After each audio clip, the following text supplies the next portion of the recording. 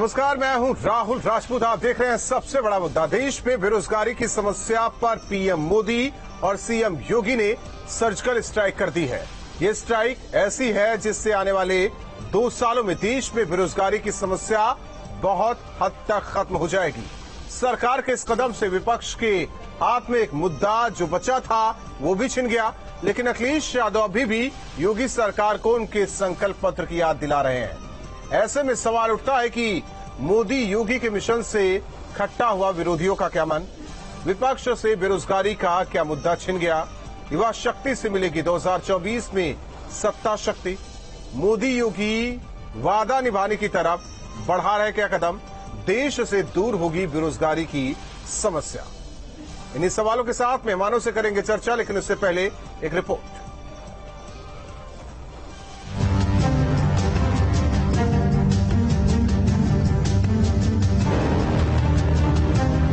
रोजगार के मुद्दे पर मोदी सरकार को विपक्ष लगातार घेरता रहा है। विरोधी दल पीएम मोदी और बीजेपी की बातों को याद दिलाते हैं। खासकर हर साल 2 करोड़ नौकरियों के वादे पर सरकार को घेरते रहे हैं। लेकिन अब मोदी सरकार ने विपक्ष से यह मुद्दा भी छीनने की तैयारी कर ली है। पीएमओ ने ट्वीट कर इसकी जानकारी दी है और इसके लिए मोदी सरकार अगले 18 महीने में 10 लाख नौकरियां देने की तैयारी में है। ये नौकरियां रेलवे, रक्षा, गृह, डाक और राजस्व विभाग के खाली पड़े पदों पर होगी। माननीय प्रधानमंत्री जी ने देश के युवाओं के लिए ज्यादा से ज्यादा रोजगार मिले, उसके लिए भी निर्देश जारी किए हैं कि 10 लाख सरकारी भर्तियां अगले 18 महीने में पूरी की जाएं, ताकि जिन जिन विभागों में कोई पद खाली है उनको भरने का काम भी किया जाए और देश के लाखों युवाओं को 10 लाख सरकारी नौकरियां मोदी सरकार 18 महीने में भरने जा रही है। सरकार के इस फैसले को बेरोजगारी पर सर्जिकल स्ट्राइक माना जा रहा है, क्योंकि केंद्र सरकार के कई ऐसे विभाग हैं जहां कई पद खाली हैं और अब सरकार इनको भरने की तैयारी कर चुकी है। आंकड़ों की माने तो आंकड़ों के मुताबिक केंद्र सरकार के कुल नियमित सिविल कर्मचारियों की संख्या 1 मार्च 2020 तक 31,91,000 थी, जबकि स्वीकृत पदों की कुल संख्या 40,78,000 थी। इस हिसाब से करीब 21.75% पद खाली थे और इन खाली पदों में रेलवे की हिस्सेदारी 40.55%, गृह मंत्रालय में 30.5%, रक्षा की 12.31%, डाक विभाग में 5.66%, राजस्व विभाग में 3.26% और बाकी मंत्रालयों और विभागों में 7.72%। सरकार के इस कदम से देश के करोड़ों युवाओं को राहत मिलने की उम्मीद की जा रही है। हालांकि विपक्ष इस पर सवाल उठा रहा है। क्या प्रधानमंत्री जी नौकरी दे रहे हैं या बीजेपी वाले? इनको अपना ही संकल्प पत्र पढ़ना चाहिए। बीजेपी को अपना संकल्प पत्र पढ़ना चाहिए और बताना चाहिए उनका भविष्य सुरक्षित है, न परिवार सुरक्षित है, न तो उनकी आने वाली संतानें सुरक्षित है। कांग्रेस सरकार के समय युवाओं को, जिन युवाओं को नौकरी मिलती थी, अगर उनकी नौकरी के रहते डेथ होती थी तो मृतक आश्रित में नौकरी मिलती थी। उसके बाद उनकी पत्नी को पेंशन मिलती थी, बच्चों का भविष्य सुरक्षित था। लेकिन अभी क्या हो रहा है? आउटसोर्सिंग। ना तो उस युवा की नौकरी सुरक्षित, न भविष्य सुरक्षित और न ही परिवार सुरक्षित। तो ये डरने और डराने का भारतीय जनता पार्टी खेल खेल रही है। सबसे दुखद है, 45 साल में सबसे ज्यादा बेरोजगारी है। तो इस पर तो बात होनी चाहिए राहुल जी। इस पर भारतीय जनता पार्टी कभी बात नहीं करती, इसलिए आज आप बात कर रहे हैं। सवाल मेरा भी है। जब बात करते हैं तो उनको नोटिस थमाई जाती है, उनके पीछे तोते छोड़े जाते हैं। ठीक है, आप समझ गए। आप फिर डिटेल हो रहे हैं। दूर नहीं होगी। युवाओं की नौकरी की बात करिए।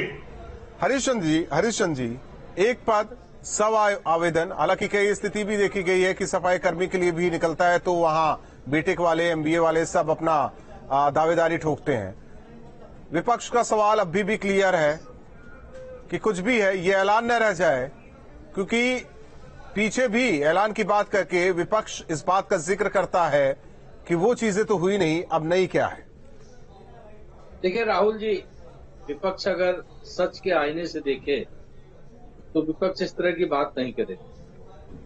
2016-17 से लेकर के अगर हम 21 तक देखें तो केंद्र सरकार ने लगभग 8 करोड़ के आसपास नौकरियां जो स्वरोजगार और प्राइवेट सेक्टर में, पब्लिक सेक्टर में, जो कॉर्पोरेट सेक्टर में जो जॉब मिला लोगों को, लगभग 8 करोड़ के आसपास, और 4 लाख से ज्यादा सरकारी नौकरियां, जिसमें से 2,71,000 के आसपास सरकारी नौकरियां और 2 लाख रेलवे में।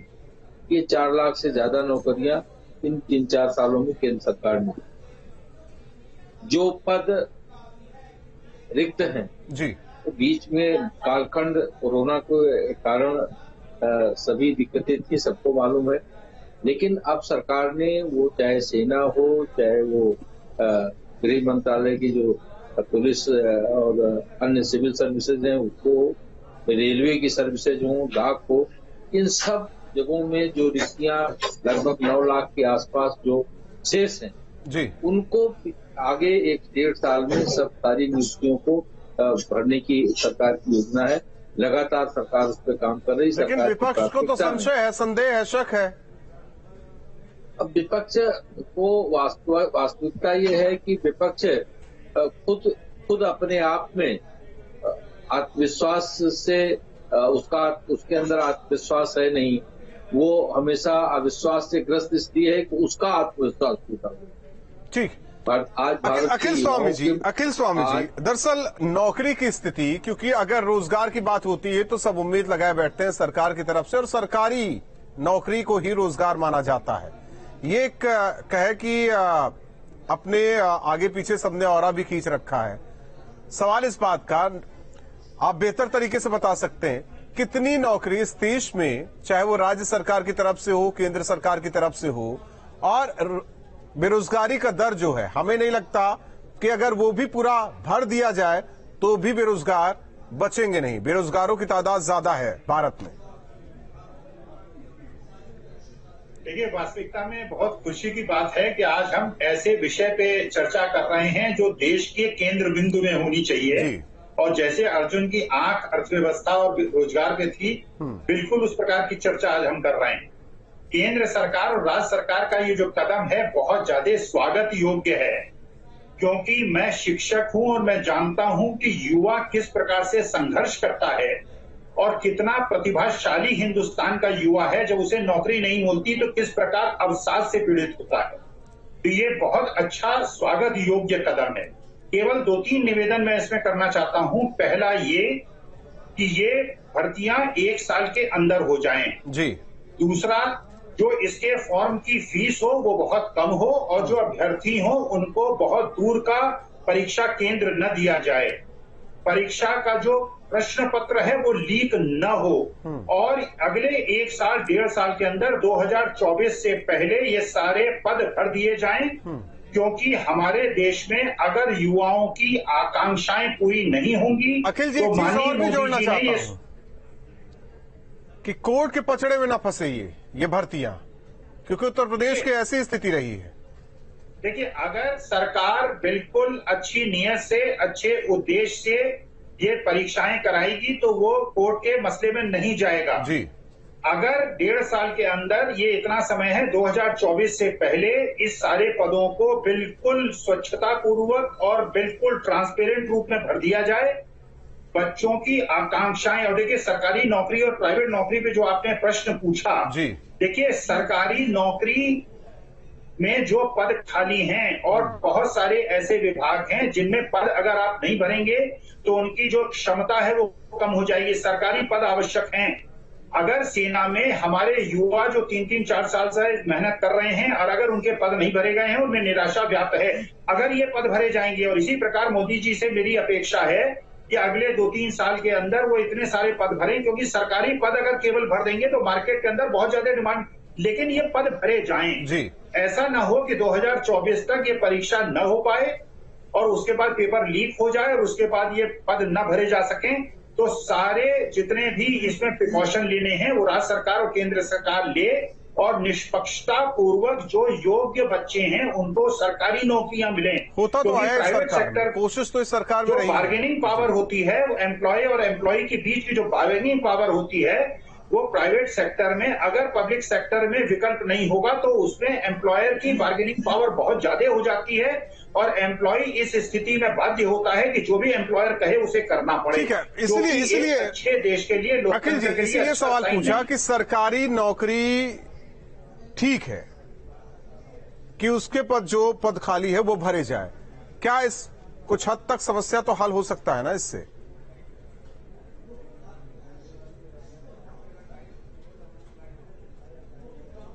ये किससे पूछा? आप ही से। नहीं, देखिए, बिल्कुल समस्या का समाधान, हम पुरानी बातों को भूल जाएं, क्या हुआ क्या नहीं हुआ, कैसे हुआ।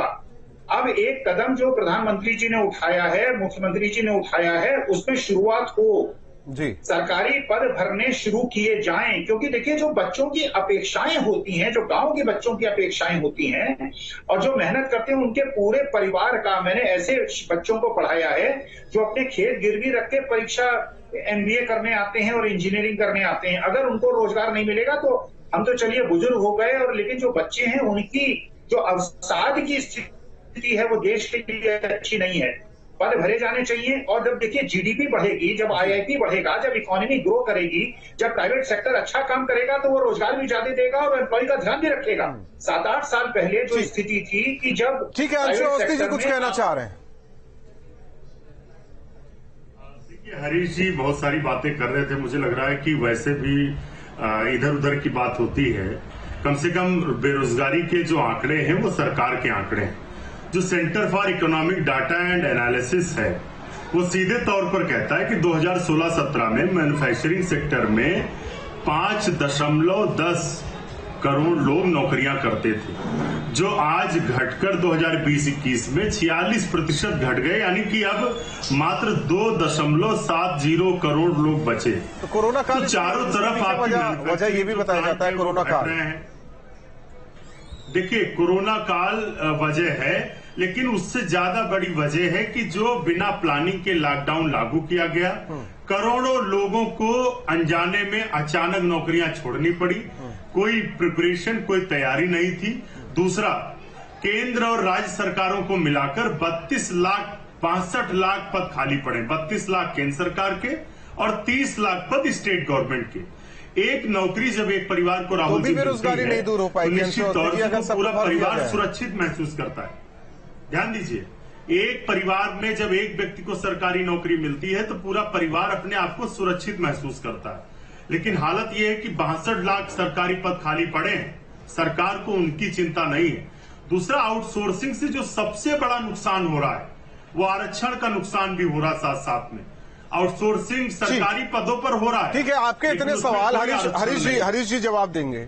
हरीश जी, सरकार अच्छा करे तो भी बुरा और कुछ ना करे तो और भी बुरा। असल में हमारे जो कांग्रेस के मित्र हैं अंशुल जी वैसे तो विद्वान अधिवक्ता भी हैं, लेकिन अब क्योंकि कांग्रेस की एडवोकेसी कर रहे हैं तो कहीं न कहीं तो ड्रेल होना स्वाभाविक है।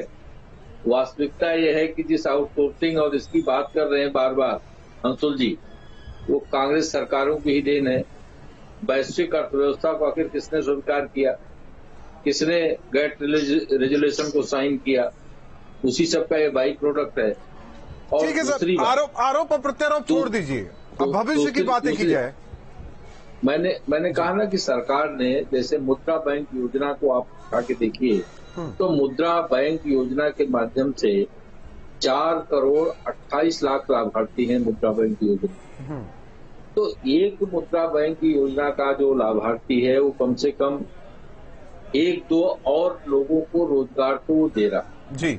इधर मैं प्रोडक्शन सेक्टर की जो बात अंशुल जी कह रहे थे, मैं उससे इत्तेफाक रखता हूं कि बड़ी बड़ी इंडस्ट्रीज, फैक्ट्री प्रभावित हुई, लेकिन MSME सेक्टर में को सरकार ने काफी मजबूत करने का भी काम किया। जिस तरह से अगर उत्तर प्रदेश को लें तो जिस तरह से ODOP के लिए काम हुआ, MSME को लेकर के काम हुआ, वो कमियां गिनाएंगे, बढ़ाई नहीं करेंगे।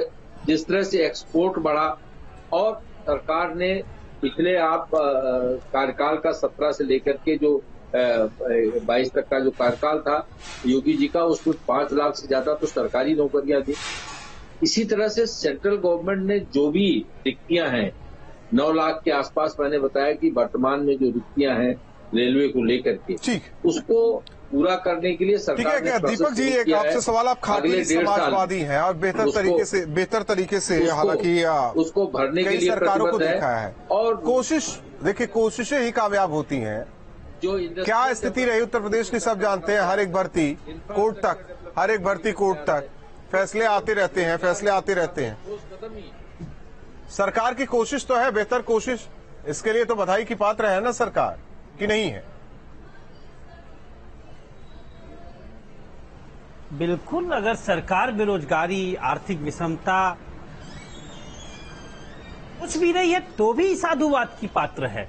करना दीगर की बात है। जैसे आज भी आप देखिए हमारे उत्तर प्रदेश में ही, देश के हालात तो और भयावह है, हमारे उत्तर प्रदेश में भी 28.41 लाख लोग नौजवान बचपने के बाद सीधे बूढ़े हो गए बेरोजगारी के नाते, आधी उम्र किताबें ढोकर, आधी रोजगार में खोकर। कल कुछ बुढ़े पूछ रहे थे, मैं भी सरकारी नौकरी के लिए दीपक जी ट्राई कर रहा था, लेकिन समाजवादी पार्टी की सरकार 2 बार बन गई, बेरोजगार तो हम बिल्कुल, इसके लिए साधुवाद। लेकिन एक रोड मैप तो प्रस्तुत करे। जैसे हम लोगों की मांग पे सरकार ने ये कहा, हमने कहा कि लोहिया जी दाम बाधो नीति के प्रवर्तक थे, आप दाम बाधो नीति बनाइए, तो उसके लिए इतना कम रुपए अलॉट किया। इंतजार कीजिए ना सर, अभी ऐलान हुआ है, धरातल पर उतरा जाएगा। आप चारों मेहमानों का बहुत बहुत धन्यवाद हमारे साथ सबसे बड़ा मुद्दा में जुड़ने के लिए। हालांकि केंद्र के साथ यूपी सरकार ने यह ऐलान कर दिया है कि अब जल्द भर्ती होगी। पुलिस विभाग, इसके अलावा दूसरे विभाग, जाहिर तौर पर जो सेना में जाना चाहते हैं उनके लिए भी केंद्र सरकार ने रास्ता खोल दिया है। हालांकि विपक्ष है एक इस मुद्दे को लेकर हमेशा सरकार पर हमलावर रहता है, लेकिन अब देखना होगा कि जिस तरीके से ये तमाम भर्तियां जमीन पर उतारी जाएंगी, फिर विपक्ष का क्या कुछ कहना होता है। सबसे बड़ा मुद्दा में आज के लिए बस इतना।